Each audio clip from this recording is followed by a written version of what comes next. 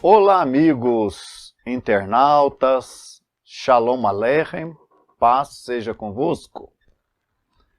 Este é o programa Shabbat Shalom, que nós fazemos todas as sextas-feiras ao iniciarmos o Shabbat.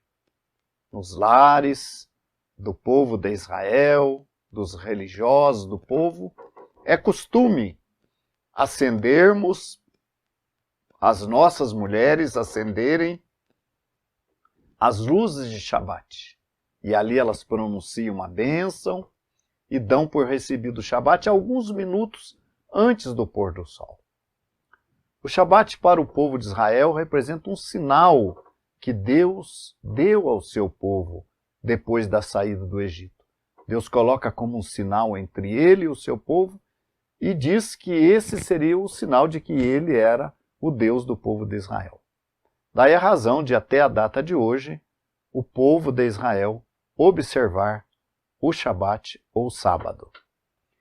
Nós vamos ver daqui a pouco aí como uma mulher judia recebe o Shabat, numa cerimônia simples, tendo ali diante dela as halot, que são 2 pães especiais feitos para o Shabat, e tendo ali, então, os castiçais com as velas, que ela acende e pronuncia uma bênção em recebimento do Shabat. Shabbat Shalom para todos os nossos ahim, para todos os nossos irmãos, para todos aqueles que amam o povo de Israel. Lembrando que há uma promessa que Deus fez para aqueles que abençoarem Israel. Os que abençoarem serão abençoados por ele. E isso é muito importante para você, que ama o nosso povo, que tem hoje as Escrituras na sua mão, a Bíblia Sagrada, nós temos aí a Torá, tudo graças à permanência, à existência do povo de Israel. Então vamos ver agora aí a celebração do Shabat, do início do Shabat, como ela é feita.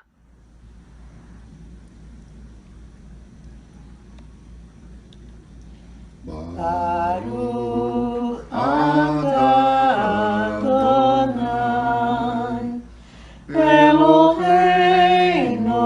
melech haolam asher kiddushanu b'mitzvotav v'tzivanu lehalel ner shel Shabbat.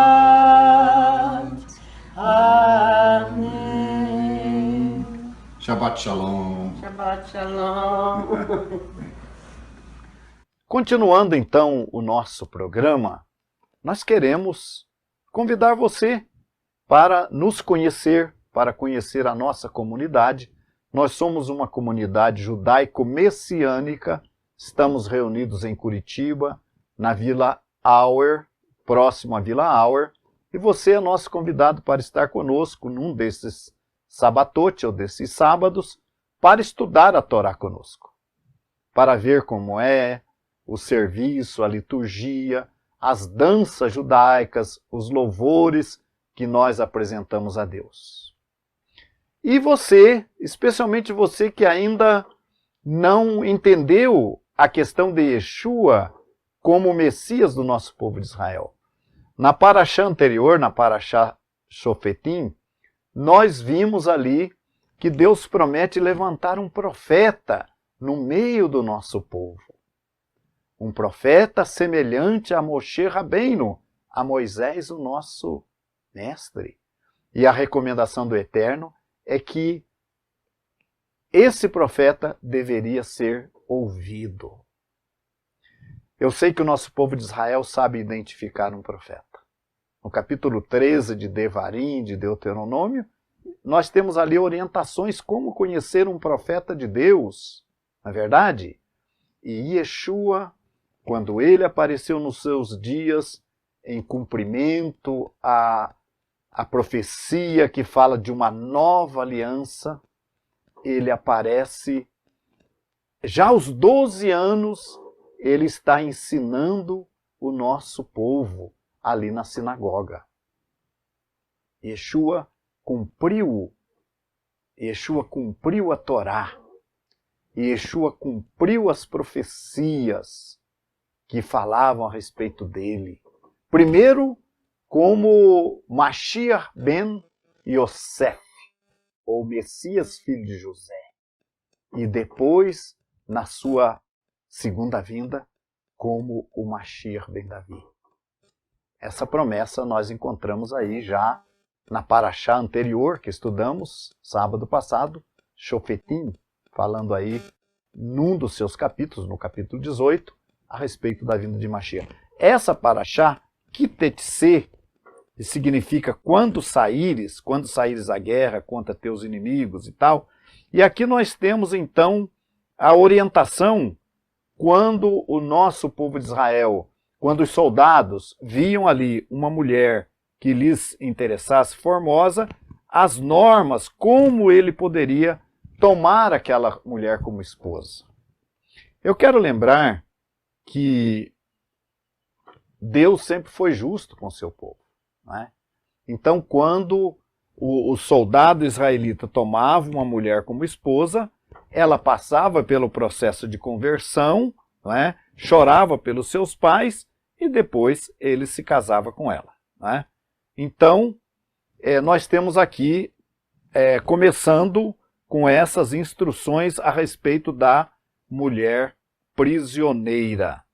Nós temos no versículo 18, muito importante, sobre os filhos desobedientes. Vamos ver aqui, verso 18. Quando alguém tiver um filho contumaz e rebelde, que não obedecer à voz do seu pai e à voz da sua mãe, e castigando eles não lhes der ouvidos, então seu pai e sua mãe pegarão nele e levarão aos anciãos da sua cidade à porta de seu lugar, e dirão aos anciãos da cidade: esse nosso filho é rebelde, contumaz, não dá ouvidos à nossa voz, é um comilão e beberrão. Então todos os homens da sua cidade o apedrejarão com pedras e até que morra, e tirarás o mal do meio de ti. Acredita-se entre o nosso povo, entre os sábios, que nunca ocorreu isso, de um pai e uma mãe ter levado um filho rebelde. Mas vocês vejam como Deus valorizava a obediência de um filho aos seus pais. Nós temos lá, num dos 10 mandamentos, o 5º mandamento, que diz: honra a teu pai e a tua mãe, que é o primeiro mandamento com promessa, para que te vá bem, para que vivas bem na terra. E esse mandamento ele vai aparecer depois outras vezes, Deus cobrando, né? E nesse caso específico, uma penalidade caso um filho fosse rebelde. Hoje, quantos filhos rebeldes nós vemos hoje? Não é verdade? Os filhos respondendo para os pais, os filhos discutindo com os pais. O nosso país, até um tempo atrás, os filhos chamavam os pais de senhor, senhora. Isso está mudando cada vez mais. A era do celular, eu não sou contra o celular, mas é um período em que os filhos não estão tendo a educação necessária, não dão atenção a seus pais, não ajudam seus pais. Eu tive a oportunidade de visitar outros países. Há uns tempos atrás eu estive na África. E lá eu vi uma família com 3 moças, uma de aproximadamente 12 anos, outra de 14 ou 15 e outra de 18 anos aproximadamente. E todas elas, o tempo todo, atendendo ali os pais, atendendo os visitantes, tinha muita gente naquela casa, muitos líderes conosco, e não ficavam no celular. Eu achei curioso elas não ficarem no celular, ficarem ajudando a mãe e atendendo as visitas da casa. Numa outra oportunidade nos Estados Unidos, numa família com 5 pessoas, americanos, os filhos todos ajudando na cozinha, preparando alimentos, servindo à mesa, retirando a mesa, atendendo as visitas. E eles têm celulares. Então vivemos uma época diferente, uma época que seria bom que os filhos honrassem a seus pais, né? Mas é para vermos como Deus valoriza a obediência. No capítulo 22, no versículo 5 em diante, nós temos alguma coisa que fala sobre trajes de homem, não haverá trajes de homem na mulher, e trajes da mulher no homem. Nós temos aqui o verso 5. Não haverá traje de homem na mulher, e não vestirá o homem vestido de mulher, porque qualquer que faz isto é abominação ao Senhor teu Deus. O que nós entendemos disso aqui? Que Deus quer que se respeite a natureza que Ele nos criou. Se eu sou homem, eu não devo me parecer com mulher, me assemelhar a uma mulher. E se você é uma mulher, você não deve se assemelhar a um homem, né? Usar coisas que te assemelhem a um homem. E lembrando também a questão da homossexualidade, que é contrária também às leis da Torá, né? Deus criou homem e mulher, e Deus quer que cada um fique da forma que Ele criou. Outro problema do traje hoje é a sensualidade. Eu creio que hoje é mais grave, não apenas a questão de homem se parecer mulher e mulher se parecer homem, e isto desrespeitar a forma que Deus quer. Eu acho mais grave a questão da sensualidade, a exposição da sensualidade. Hoje, eu acredito que teria até um peso maior e mais grave esse tipo de transgressão. Nós temos mais à frente, no capítulo 22, um texto que fala da virgindade. Como é importante que uma jovem se casasse virgem. Havia até mesmo naquela época o dote, né, que era um preço que o homem pagava aos pais da moça por tê-la criado virgem. Isso é muito importante. E também uma coisa já difícil de encontrar em nossos dias. Mas é muito importante que se ele casasse com uma mulher que não fosse virgem, no nosso caso, por exemplo, nós temos o casamenteiro, o shadchan. Então, todo o casamento, ele é intermediado pelo casamenteiro. Então, se tem um rapaz interessado numa moça da comunidade, sempre, porque é muito... Shaul Hashali, o apóstolo Paulo, ele vai falar dessa questão do casamento misto, né, que já é um problema seríssimo. E no nosso caso de seguirmos a fé judaica, repito, nós somos judeus por ascendência judaica, judeus naturais, e convertidos à fé judaica de Yeshua. Seguimos a Yeshua, o nosso Messias. Temos ele como o nosso Messias. Então, o que acontece? O casamento misto, ele é um problema muito sério para nós.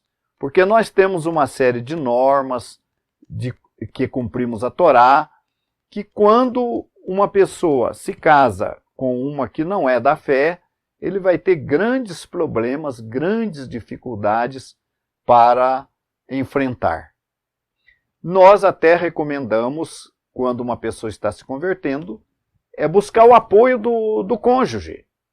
Se o cônjuge não se converte, pelo menos ele se comprometer em dar uma colaboração para que a pessoa possa servir a Deus e seguir a sua fé. Então, esse texto aqui vai nos falar da importância da virgindade, né? É muito importante que as jovens da nossa comunidade vivam a questão da virgindade. Pratiquem, observem e valorizem a sua virgindade. Eu quero apresentar agora um pouco da nossa adoração para vocês terem uma ideia e convidar vocês para virem estar conosco, participando, conhecendo os rituais, conhecer como é feita a leitura da Torá. Venha estar conosco.